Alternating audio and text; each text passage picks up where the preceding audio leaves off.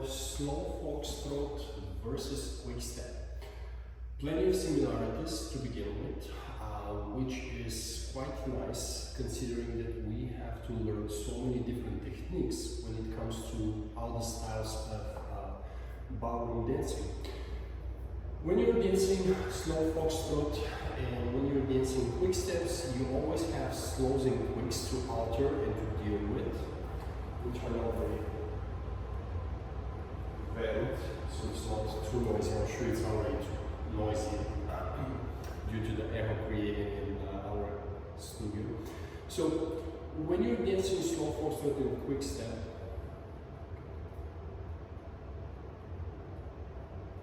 alright, so this is a video for slow Foxtrot versus QuickStep, some of the similarities and some of the differences.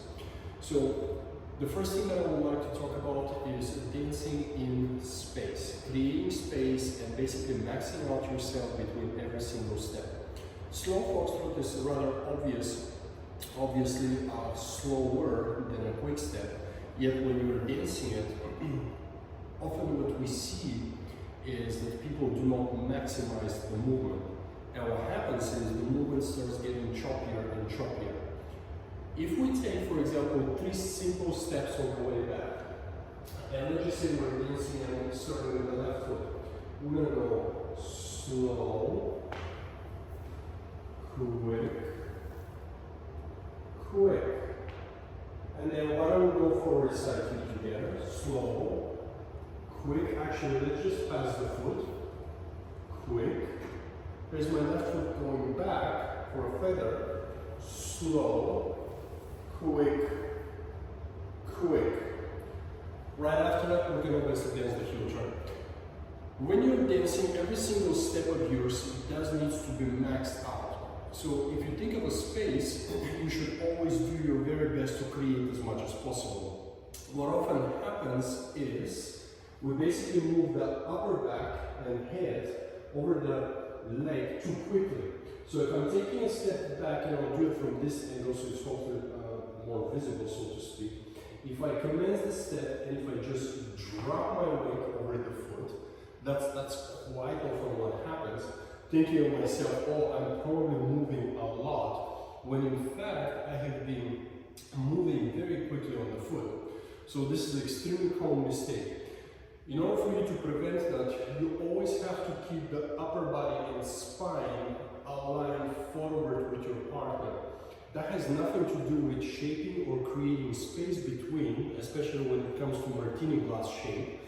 It has a lot more to do with separation, lower versus upper part, and then a movement. So when you're moving backwards, that does apply forward as well.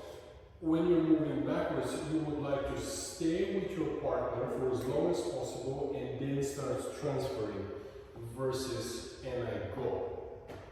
When it comes to QuickStep, first and foremost, it's not that quick.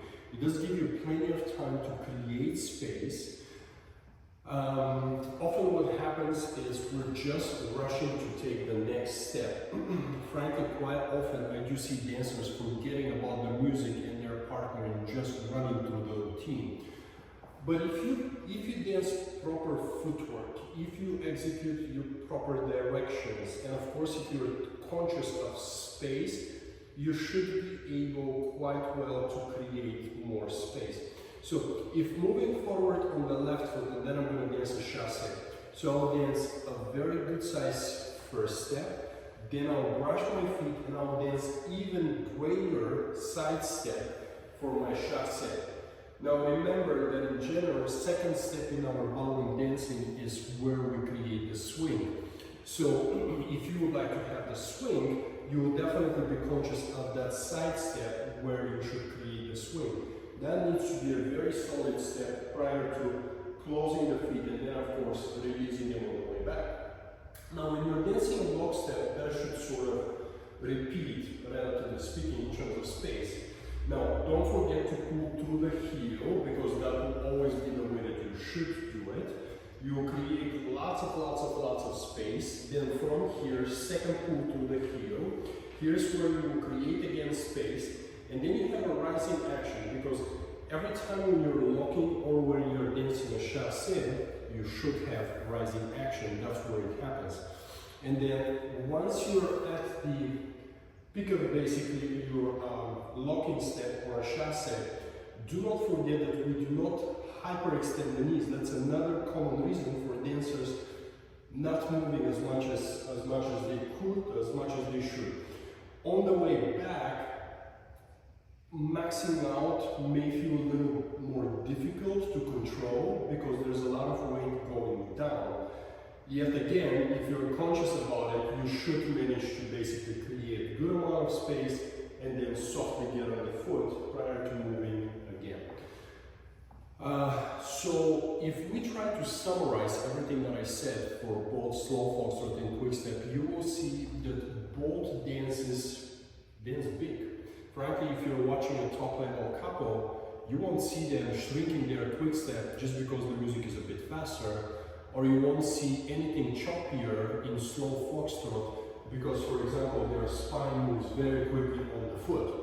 You will see both of the dances, you will see quite smooth, pretty extended, very good sized, careful with the footwork. A lot of the videos, even the previous videos that I talk about proper heel leads, soft rise, head position belongs where it belongs. It should of course stay to the left, unless you have to turn it to the right yet.